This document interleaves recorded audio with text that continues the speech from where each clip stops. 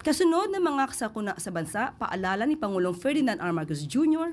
at ng DBM sa ahensya ng pamahalaan, gawing simple ang pagdiriwang ng holiday season.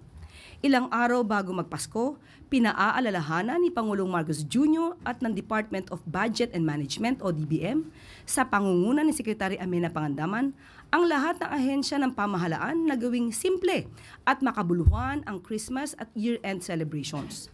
Bahagi ito ng pakiisa ng administrasyon ni Pangulong Marcos Jr.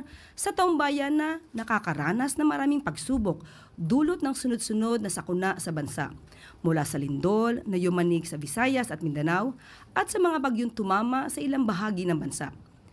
Paalala sa mga kawani ng gobyerno, mahalaga ang pagdiriwang ng Pasko na may pag-aalala sa kapwa nating patuloy na bumabangon at nagsisimulang muli mula sa maraming kalamidad na tumama sa bansa. Ang mga hakbang na ito ay kasama sa isang inklusibo at may puso na bagong Pilipinas na tunay na mithiin ng Marcos administration.